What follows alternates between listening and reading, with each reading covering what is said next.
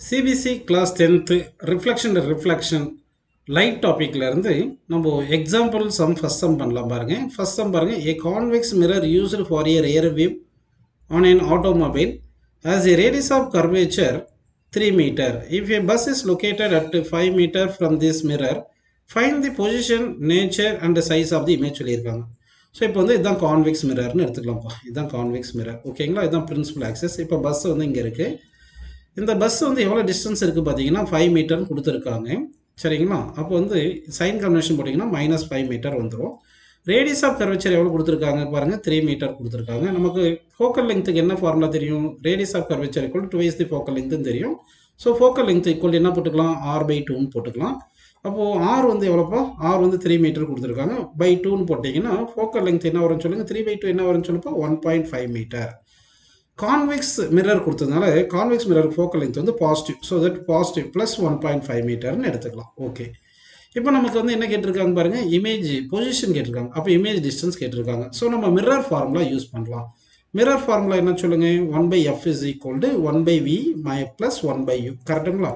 இதில் வந்து நமக்கு 1/v வேணும்னா இந்த 1/u வந்து லெஃப்ட் சைடு கொண்டு வந்துடலாம். அப்போ என்ன ஆகும் பாருங்க, 1/f சாரி நமக்கு 1/v வேணும். கரெக்டுங்களா? 1/v equal to 1/f minus 1/u வந்துடும். கரெக்டுங்களா?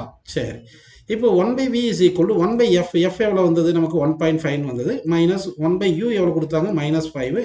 இந்த மைனஸ் மைனஸ் ப்ளஸ் ஆயிரும். So that 1/v is equal என்ன வருது? 1/1.5 ப்ளஸ் 1/5 வருது. இந்த 5க்கும் 1.5க்கும் எல்சிஎம் எடுக்கலாம்ப்பா.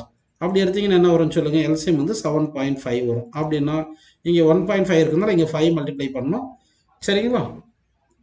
இங்கே 5 இருக்கிறதுனால இங்கே வந்து எவ்வளோ மல்டிப்ளை பண்ணால் 1.5 மல்டிப்ளை பண்ணணும். அப்படி நம்ம எடுத்துக்கலாமா? சரி, அப்படி பண்ணிங்கன்னா என்ன வரும் சொல்லுங்கள்? மேலே 5 ப்ளஸ் 1.5ன்னு கிடைக்கும். ஓகேங்களா? சரி, இந்த 5 ப்ளஸ் 1.5 எவ்வளோ? 6.5. 6.5 டிவைட் பை 7.5ன்னு போட்டுக்கலாம்ப்பா. சரி, சரிங்களா? இப்போ v வேணும்னா இதை ரெசிப்ரோக்கல் எடுத்துங்க. அப்போ 7.5 பை 6.5ன்னு வந்துடுது. இப்போ இதை கேன்சல் பண்ணுவோம், ஓகேங்களா? இதை கேன்சல் பண்ணோம்னா என்ன வரும்னு சொல்லுங்கள்? மேலே வந்து நம்ம 0.5 டேபிளில் கேன்சல் பண்ணால் மேலே வந்து 15 வரும், கீழே வந்து 13 வரும், சரிங்களா?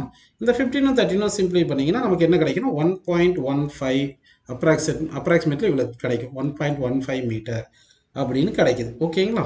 சரி, அப்போ வந்து ஆன்சர் பார்த்தீங்கன்னா நமக்கு என்ன கிடைச்சிருக்கு? இமேஜ் டிஸ்டன்ஸ் எவ்வளோ வந்துருக்கு பாருங்கள், 1.15 மீட்டர் அப்படின்னு ஆன்சர் கிடைச்சிருக்குப்பா. அப்படி எடுத்துக்கலாமா? ஓகே, சரி. அப்படின்னா நமக்கு ஆன்சர் வந்து 1.15 மீட்டர் வந்ததுனால இமேஜ் வந்து எங்கே ஃபார்ம் ஆகும்? பிஹைண்ட் தி மிரர் ஃபார்ம் ஆகும். ஏன்னா பாசிட்டிவ் வந்திருக்கு, இமேஜ் டிஸ்டன்ஸ் பாசிட்டிவ் வந்ததுனால இமேஜ் எங்கே ஃபார்ம் ஆகும்? பிஹைண்ட் தி மிரர் வரும். அப்போ வந்து v = 1.5 மீட்டரில் இமேஜ் ஃபார்ம் ஆகுது, சரிங்களா? சரி, ஓகே. அடுத்து வந்து நம்ம மேக்னிஃபிகேஷன் கண்டுபிடிக்கலாம். லீனியர் மேக்னிஃபிகேஷனுக்கு என்ன ஃபார்முலா அப்படின்னு பார்த்தீங்கன்னா வந்து image height by object height that is equal to minus of image distance by object distance போட்டுக்கலாம். அப்போ magnification equal to minus of image distance எவ்வளோ வந்தது? 1.15.